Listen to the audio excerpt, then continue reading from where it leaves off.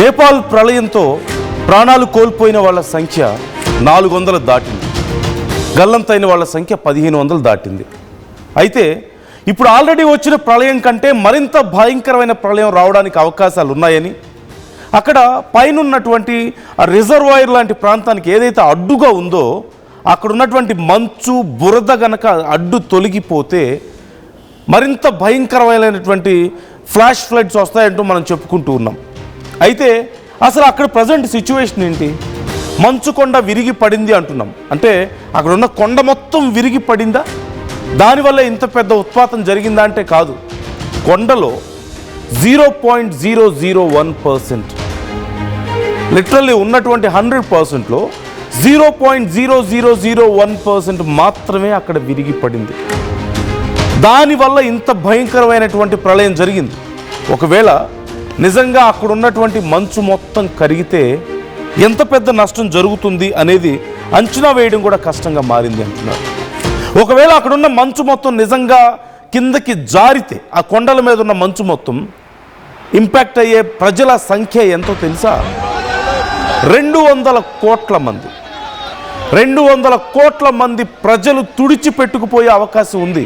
ఇప్పుడు ఇది కేవలం మనకి ప్రకృతి ఇచ్చినటువంటి ఒక చిన్న వార్నింగ్ మాత్రమే, ఒక అలార్మింగ్ సైన్ మాత్రమే. ఒకవేళ నిజంగా అంత పెద్ద భారీ కొండ గనక నిజంగా కరిగిపోతేనో, పైనుంచి జారితేనో 200 కోట్ల ప్రజలు తుడిచిపెట్టుకుపోయే ప్రమాదం ఉంది. ఇన్ఫ్యాక్ట్ మన దేశం, మన చుట్టుపక్కల ఉన్న దేశాలన్నీ కూడా తుడిచిపెట్టుకుపోతాయి. అయితే ఒక్కసారి నేను మీకు అసలు ఏం జరిగింది, ప్రజెంట్ అక్కడ ఎక్కడ బ్రేక్ అయింది, మళ్ళీ రెండోసారి ఈ ప్రమాదం జరగడానికి అవకాశం ఉందని ఎందుకు అంటున్నారు, రెండోసారి ప్రమాదం జరిగితే ఎక్కడెక్కడ ఇంపాక్ట్ ఉంటుంది అనేది కూడా నేను మీకు ఎక్స్ప్లెయిన్ చేయబోతున్నాను. With the better view, with the better map నేను మీకు ఎక్స్ప్లెయిన్ చేస్తాను. బట్ కాకపోతే ఒక్కసారి మీరే చూడండి, ప్రజెంట్ అక్కడ ఉన్న సిచ్యువేషన్ ఏంటి. ఇదిగో ఇక్కడ మీకు కనిపిస్తుంది, మీరు ఇక్కడ చూస్తున్నారు కదా, ఇక్కడ ఈ ప్రాంతంలో వచ్చినటువంటి వరదలే ఇప్పుడు మొత్తం నేపాల్ని ముంచెత్తినటువంటి పరిస్థితి కనపడుతుంది. అక్కడి నుంచి నెమ్మదిగా క్రిందకు వచ్చి భారతదేశంలోకి ఆ వరద ఎంటర్ అయ్యే పరిస్థితి కనిపిస్తుంది. మొత్తం బీహార్, ఉత్తరప్రదేశ్ కూడా ఇప్పుడు మునిగిపోయే ప్రమాదం ఉంది అంటున్నారు.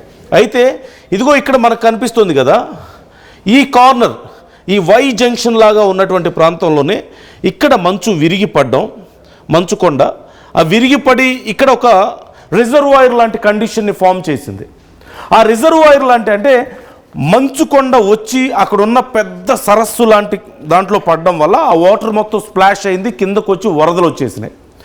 ఆ తర్వాత అక్కడ పడ్డ మంచు మట్టి కలిసి ఆ ఉన్న వాటర్ని స్టోర్ చేసాయి. అండ్ ఆ మంచు కరగడం వల్ల ఆ వాటర్ లెవెల్స్ పెరిగిపోయాయి. పైనుంచి వస్తున్నటువంటి వాటర్ కూడా కలిసి ఇప్పుడు ఒక పెద్ద రిజర్వాయర్ ఇక్కడ ఫామ్ అయింది ఈ కార్నర్లో. ఇప్పుడు దీని కింద ఉన్నటువంటి ఇది బ్రేక్ అయితే ఆల్రెడీ వచ్చినటువంటి ఫ్లాష్ ఫ్లడ్స్ కంటే మరింత భయంకరమైన ఫ్లడ్స్ వచ్చే అవకాశం ఉంది అని చెప్తున్నటువంటి పరిస్థితి కనపడుతుంది. ఇప్పుడు ఇదే భయపెడుతుంది. And already as per some sources ఇది ఆల్రెడీ బ్రేక్ అయింది. ఇక్కడ ఉన్నటువంటి ఈ రిజర్వాయర్ సిచ్యువేషన్, టెంపరీ రిజర్వాయర్ ఏదైతే ఫామ్ అయిందో న్యాచురల్గా అది బ్రేక్ అయిందని, ఈ మొత్తం ఫ్లడ్ అంతా కూడా కిందకు వస్తుందని. ఇదిగో అక్కడ మునిగిపోయినటువంటి ప్రాంతం ఇక్కడ మనకు కనపెడుతుంది చూసారా, ఇక్కడ బ్రిడ్జ్ ఉంది. ఇదిగో ఈ ప్రాంతం మీరు ఆల్రెడీ ఇదే ఎగ్జాక్ట్ విజువల్ని ముంచుకొస్తున్నటువంటి వరద ఆ ప్రాంతాన్ని ముంచివేయడం అవన్నీ కూడా మీరు చూశారు. ఈ క్రింద భాగం అంతా కూడా ఇదిగో సెంట్రల్ నేపాల్ ఫ్లడ్ ఇంపాక్ట్ ఉన్నటువంటి ప్లేస్ ఇదంతా కూడా. కొంచెం మనం జూమ్అవుట్ చేస్తే మనకు అర్థమవుతుంది. ఇదిగో ఇక్కడ ఒక పవర్ ప్రాజెక్ట్ కూడా ఉంది.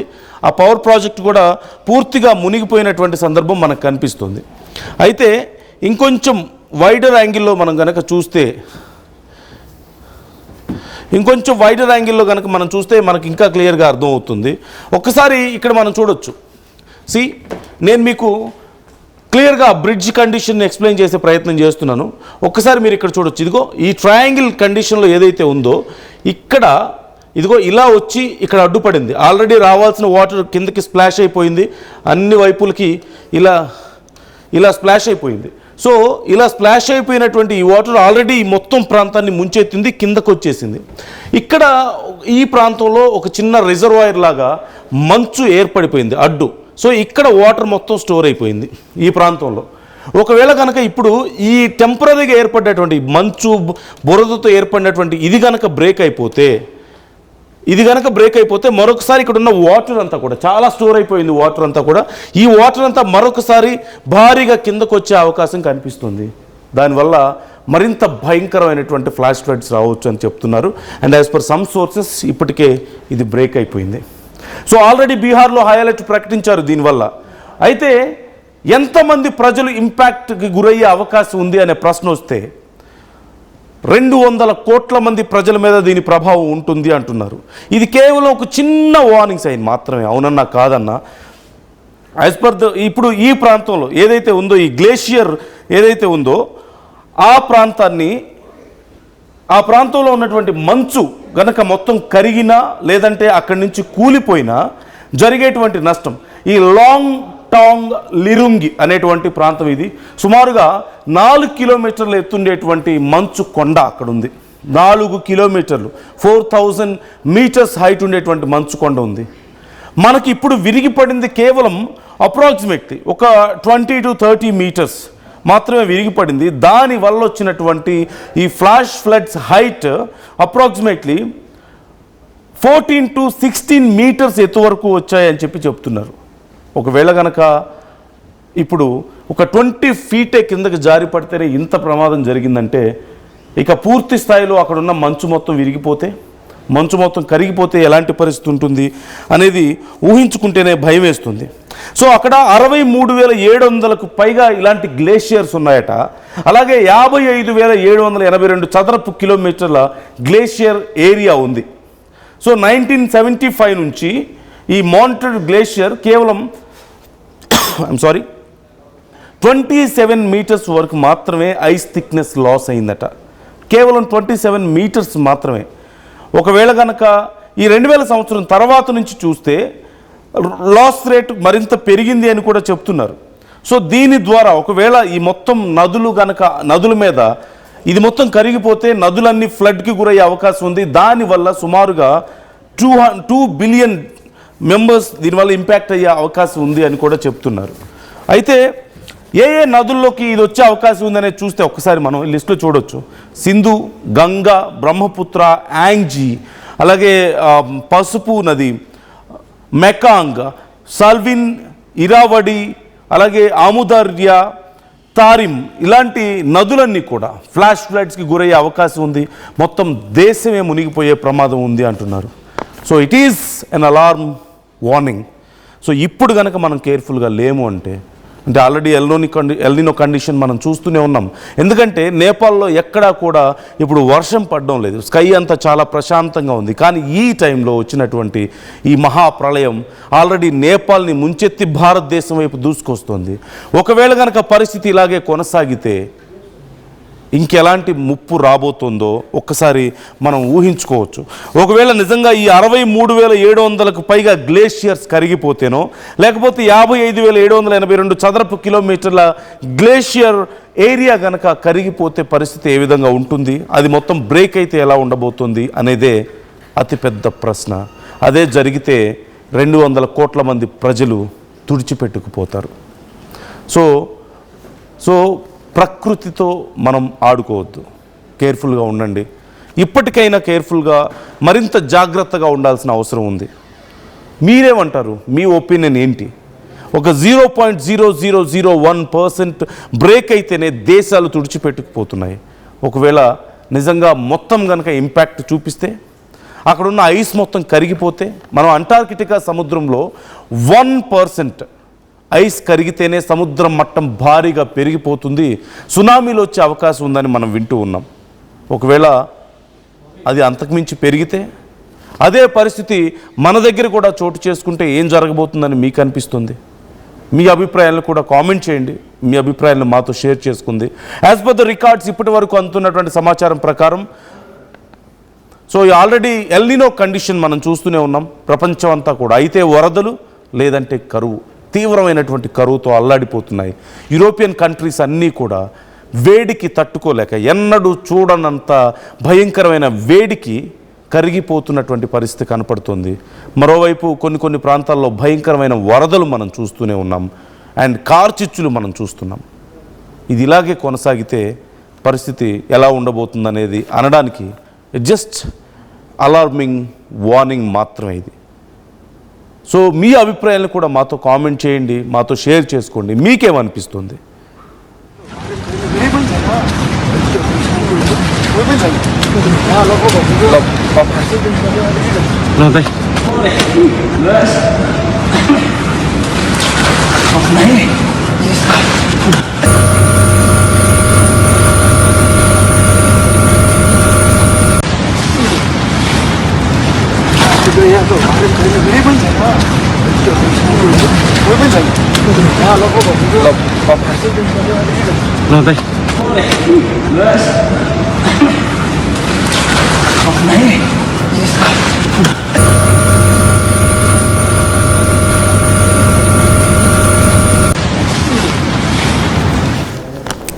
సో 2026 నుంచి 2035 మధ్య సమయం చాలా కీలకమంటూ కొన్ని సర్వేలు కూడా చెప్తున్నాయి. యాజ్ పర్ దీస్ సర్వేస్ మనం చూస్తే ఇది ఇప్పుడున్నటువంటి ఈ దశ 2026 నుంచి 2035 మధ్యలో ఉన్నటువంటి ఈ 10 years అప్రాక్సిమేట్ టైమే చాలా కీలకం అంటూ కూడా చెప్తున్నారు.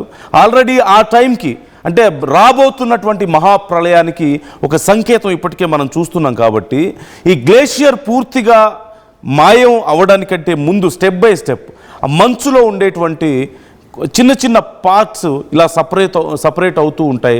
అక్కడ టెంపరేచర్ లెవెల్స్ పెరుగుతూ ఉంటాయి. ఈసారి మనం చూసాం శివుడు అక్కడ మంచు శివలింగం ఏదైతే ఏర్పడుతుందో ఆ మంచు శివలింగం కూడా ఇప్పటికే కరిగిపోయింది. చాలా త్వరగా కరిగిపోవడంతో యాత్ర మొత్తం ఆగిపోయిందని కూడా మనం విన్నాం. సో ఒక్కొక్కటిగా సంకేతాలు ఇక్కడ మనకు కనపడుతున్నాయి. ఇప్పుడు నేపాల్ ఫ్లడ్స్ కానీ, మంచు శివలింగం కరిగిపోవడం కానీ, ఆల్రెడీ ఎల్నినో కండిషన్స్ కానీ, అలాగే సముద్రాల్లో నీటి మట్టం కూడా కొద్దిగా పెరుగుతూ ఉంది. అంటార్కిటికా ప్రాంతంలో ఉన్నటువంటి మంచు కరగడం వల్ల సముద్రంలో నీటి మట్టం కొద్దిగా పెరుగుతూ ఉంది అనేది కూడా మనం చూస్తూనే ఉన్నాం. అండ్ స్లోగా టెంపరేచర్ లెవెల్స్ పెరుగుతాయి. ఆ తర్వాత ఎక్స్ట్రీమ్ రెయిన్ఫాల్ కూడా వచ్చే అవకాశం ఉంది అంటున్నారు. So glacier lake outburst floods సంభవించడానికి అవకాశం ఉంది. ల్యాండ్ స్లైడ్స్ రావడానికి అవకాశం ఉంది. ఐస్ లాక్ అవలాంచెస్ రావడానికి, అలాగే డిబ్రిస్ flows, flash floods, hydro power damage జరగడం, మౌంటైన్ రోడ్ కొలాప్సెస్, వీటన్నిటి వల్ల ఒక్కొక్కటిగా ఇవన్నీ వరుసగా జరుగుతూ పోతే 2035 నుంచి 2050 మధ్యలో వాటర్ వొలటాలిటీ ఫేజ్ అనే కండిషన్కి రీచ్ అవుతామంటున్నారు. ఆ తర్వాత 2050 నుంచి 2100 సంవత్సరానికి వాటర్ సెక్యూరిటీ క్రైసిస్ మనకి రాబోతుంది అని కూడా ఇప్పటికే అందుతున్నటువంటి సమాచారం. యాజ్ పర్ సమ్ సోర్సెస్ మనం చూస్తున్నాం. So we should be more careful. ఇప్పటికైనా కొంచెం జాగ్రత్తగా ఉండాల్సిన అవసరం ఉంది. ఇలాంటి ప్రకృతి విపత్తుల విషయంలో, ప్రకృతిని మనం నాశనం చేసే విషయంలో. అండ్ ఫ్రెష్గా అందుతున్నటువంటి సమాచారం ప్రకారం చూస్తే నేపాల్లో ప్రాణాలు కోల్పోయిన వాళ్ళ సంఖ్య 400 దాటింది అంటూ కూడా తెలుస్తుంది. అరౌండ్ 430 రీచ్ అయిందని చెప్తున్నారు. సో మృతుల సంఖ్య క్షణక్షణానికి పెరిగిపోతుంది. అలాగే ఇప్పటికే మిస్ అయిన వాళ్ళ సంఖ్య, అంటే మిస్ అయిన వాళ్ళలో మృతులుగా బయటపడ్డ వాళ్ళ సంఖ్య ఇక్కడ మనకు కనపడుతుంది. అండ్ అప్రాక్సిమేట్లీ 1350 మెంబర్స్ ఇప్పటికీ ఆచూకీ లేకుండా పోయారు. ఇది అఫీషియల్ స్టాటిస్టిక్స్ మాత్రమే. రియాలిటీలో మరింత భారీగా ఈ నంబర్ ఉండే అవకాశం ఉంది అని కూడా చెప్తున్నారు. అయితే ఇప్పుడు అక్కడ ఉన్నటువంటి ఆ రిజర్వాయర్ బ్రేక్ అవడంతో నెక్స్ట్ ఏం జరగబోతుంది? ఇప్పటికే మరి బీహార్లో ఎందుకని హై అలర్ట్ ప్రకటించారు? అక్కడి నుంచి ప్రజల్ని ఎందుకు తరలిస్తున్నారు? ఏ ప్రాంతాల గుండా ఈ ఫ్లోటింగ్ ఉండే అవకాశం ఉంది? ఈ ఫ్లాష్ ఫ్లడ్స్ ఎక్కడెక్కడ ఎక్కువగా ఇంపాక్ట్ చూపించే అవకాశం ఉంది అనే డీటెయిల్స్ కూడా ఆర్టీవీ మీకు మరికొద్దిసేపట్లో మినిట్ టు మినిట్ అప్డేట్స్ అందించబోతుంది. మీ ఒపీనియన్స్ని కూడా మాతో షేర్ చేసుకోండి, కామెంట్ చేయండి.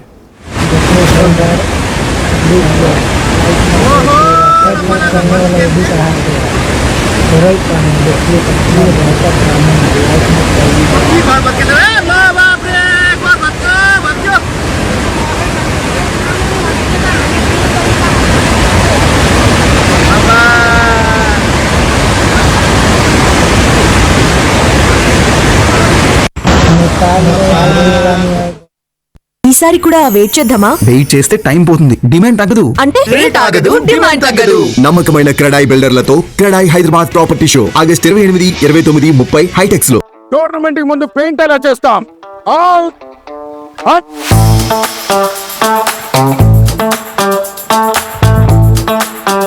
ప్లాన్ అయితే చాలా బాగుంది సార్, స్టేడియం పరిస్థితి చూడండి. టోర్నమెంట్ ముందు పెయింట్ ఎలా చేస్తాం? టెక్నో పెయింట్స్ ఉందిగా. Techno paints. Township, dam, stadium లేదా మనీళ్లు పెయింట్స్ నుంచి పెయింటింగ్ వరకు పూర్తి సొల్యూషన్ కావాలంటే మేమున్నాం. కానీ సార్, టైం కి పూర్తవుతుందా? రోజుకు 23 లక్షల స్క్వేర్ ఫీట్ పెయింటింగ్ చేయగల సామర్థ్యం, 5,000 మంది స్కిల్డ్ లేబర్ టీం మా వెంట ఉంది. 23 లక్షల? అవును, ప్రపంచ స్థాయి రంగులు, అద్భుతమైన షేడ్స్ తో భారతదేశపు అసలైన పెయింట్ మరియు పెయింటింగ్ శక్తిని మేమే. VR techno paints. Techno paints.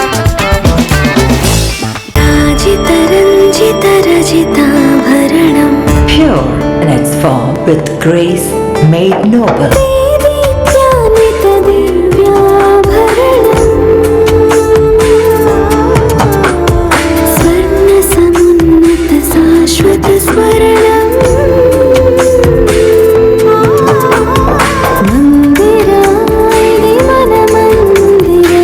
Mandira Premium Silver Jewelry by Manipali.